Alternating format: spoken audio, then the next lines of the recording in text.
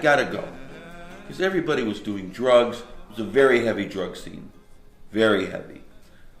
So I went to my professor, George Phillips, and he said, look, if it doesn't work out, just come back. And then I went to Dick James. He says, if it doesn't work out, just come back. So what more could you have? You had the people who were employing you, giving you support, and your parents were a little nervous, which is understandable. I was 19.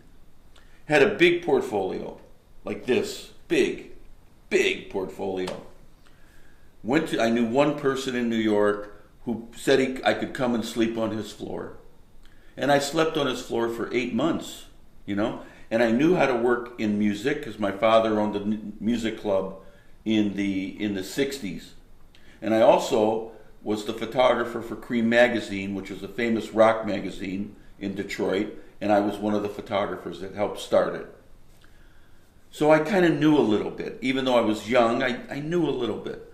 And I went to New York and I would meet people and no one would hire me because I was too young. Finally, I was at a photographer studio named Bert Stern, very famous photographer. And the assistant, Dwight Carter, told me I didn't want to work there. He was talking to me for 2 hours. You don't want to work, you don't want to work. I didn't understand it, but at the time, Bert Stern was doing a lot of drugs. And he was protecting me, this guy. He said, go see my friend Mel Dixon on Union Square. Maybe he'll hire you. I went and met Mel. He hired me. He gave me a chance. But it was studio.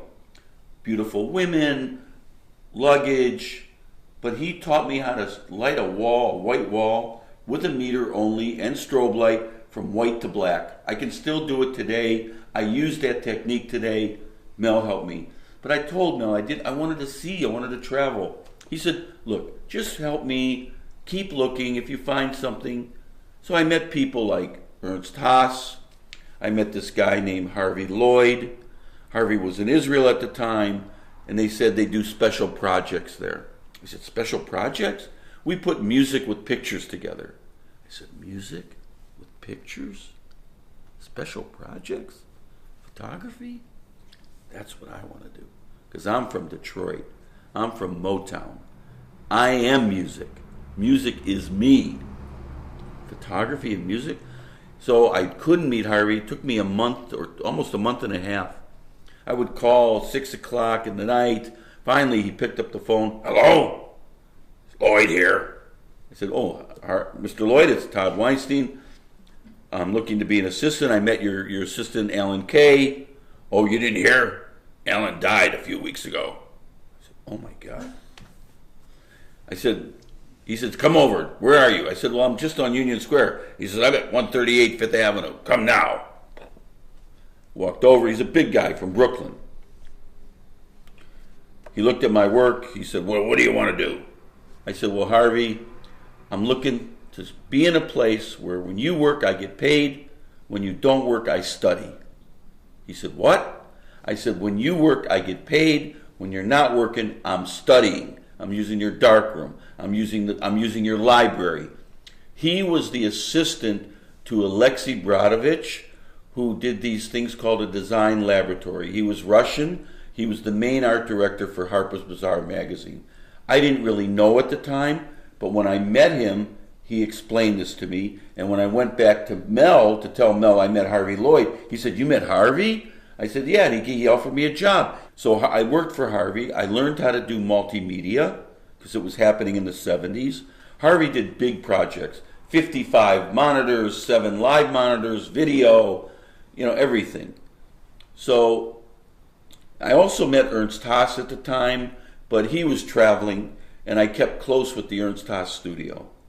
So in 73, I left Harvey, and I started my own business with this guy, Bob Day. And then Bob and I started doing multimedia shows.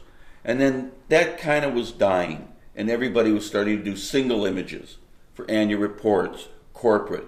And through all this, I was doing my fine art. I always did my own work, what I was ever doing, commercial work, but I always was on the street photographing. And I finally hooked up with Ernst, and I met his assistant at the time, Marina Ospina Filicori, and I started working with Ernst a little bit when I could, teaching with him, helping him when he was in New York, and I did that from 72 to 86 until he died. So he was real. I mean, Harvey helped me a lot, taught me a lot. Mel taught me a lot. Dick James taught me a lot. But Ernst, I mean, I was his assistant as a teacher. We taught in many workshops. I helped him on projects. He loved the slideshow. Ernst loved music and pictures. He loved music, and when he met me, I talked to him about the music and picture. He knew Harvey, because everybody knew Harvey, but Ernst never had the time to put the music with pictures. And right now we're working on a special project with Steidl on a new book called Abstracts, which Ernst put with music, and it's about to get published within the next year. So that was really kind of the beginning of my time as an assistant and starting my own little business. Then in '89, I was in New York for from 1970, and I was shooting slide film. And slide film is very slow. It was ASA 25, ISO 25, ISO 64, and they had Ektachrome, which wasn't very stable, so we shot Kodachrome mostly. And they came out with a new film, a color negative film, high speed, 400 ASA, color negative. Never existed. They had Tri-X film, black and white, 400, but not color. And I started to experiment with that film.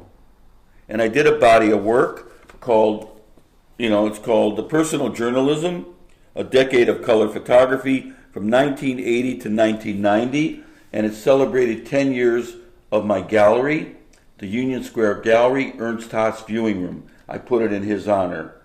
And the amazing thing about this gallery is it very inspired, very similar to Gallery Art.C.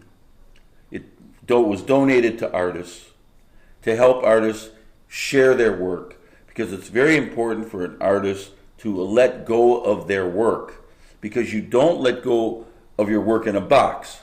And once you put it on a wall, it's no longer just yours. You give it to the world. And I love that idea. It had my dark room. It had a room exactly the size of Gallery Art.C. Exactly the same size. If you could hang 25 pictures, whatever, you had a beautiful show. And very famous people came. Robert Frank came. Helen Levitt came. Helen G. came. Louis Fowler came. Many photographers showed there. It was a spirited gallery. Very spirited. And I dedicated my personal work, my personal street work, which, I did the streets. And it was all in color negative. And I loved it. This I shot in Paris. It's actually in color. It's of The Lovers in the Louvre. And I've been hearing now in Paris you can't take pictures of people, but I take it so fast they don't even know. But I don't want to hurt anybody. I don't want to hurt anybody. And I always believe that people ask me to take their picture. Without words, I see something. I do believe that something brings us together. Whether it's a homeless person, or whether it's the lovers in the Louvre, or whether it's the woman leaving Trump Towers. I really believe that the charisma of the act of taking a picture, I'm being asked. So I don't really feel I'm hurting anyone. So, and that came to be.